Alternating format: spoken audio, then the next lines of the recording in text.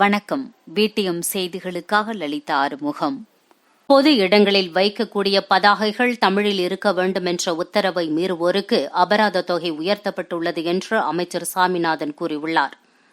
சென்னை காமராஜர் சாலையில் உள்ள சென்னை பல்கலைக்கழகத்தில் தமிழ் வளர்ச்சித்துறை சார்பில் அகவை முதிர்ந்த தமிழறிஞர்களுக்கு உதவித்தொகை அரசாணை வழங்கி தமிழ் வளர்ச்சி மற்றும் செய்தித்துறை அமைச்சர் மு.பே. சாமிநாதன் விழா பேருரை ஆற்றினார்.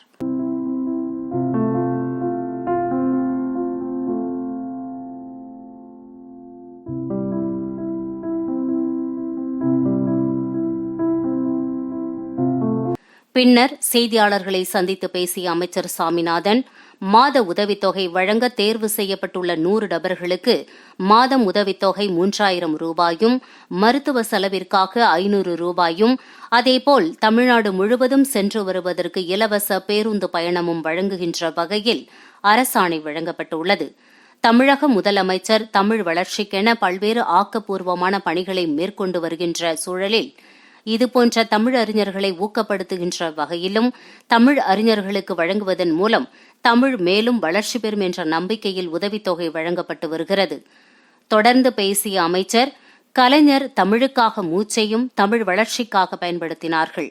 தமிழுக்கு வந்த இடர்பாடுகளை களைகின்ற வகையில் இந்தி என்ற போர்வை வந்த நேரத்தில் அதை விரட்டி அடிக்கின்ற வகையில் குரல் கொடுத்தவர். இறுதி மூச்சு வரை தமிழுக்கு பாடுபட்டவர். தமிழ் மொழி செம்மொழி என்ற அந்தஸ்தை பெற்றுத் தந்தவர் கலைஞர் என்றும், அவருடைய 6வது நினைவு தினத்தில் அகவை முதிர்ந்த தமிழ் அறிஞர்களுக்கு உதவித்தொகை வழங்குவதில் சிறப்பான அம்சமாக பார்க்கப்படுகிறது.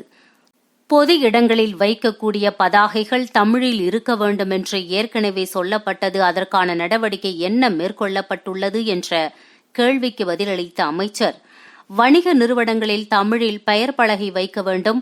குறிப்பாக எந்த மொழி இருந்தாலும் தமிழ் மொழி குறிப்பிட்டுள்ள அளவுக்கு இடம்பெற்றிருக்க வேண்டும் என்று ஏற்கனவே உத்தரவு இருந்து வருகிறது.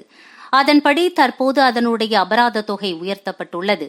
தமிழ் வளர்ச்சித்துறையும் தொழிலாளர் நலத்துறையும் இணைந்து அதற்கான நடவடிக்கை எடுக்கப்படும். அதை மீறுவோர்கள் அபராதம் விதிப்பதற்கு அரசாங்கம் ஒருபோதும் தயங்காது. திரைப்பட தொழிலாளர்கள் வேலைநிறுத்தத்தை அறிவித்துள்ளார்கள். அதற்கு அரசு பேச்சுவார்த்தைக்கு அழைக்குமா என்ற கேள்விக்கு பதிலளித்த அமைச்சர், நிச்சயமாக முதலமைச்சர் கவனத்திற்கு எடுத்து சென்று அதற்கு எந்த வகையில் தீர்வு காண முடியுமோ அதற்கேற்ப நடவடிக்கை எடுக்கப்படும் என்றும் தெரிவித்தார்.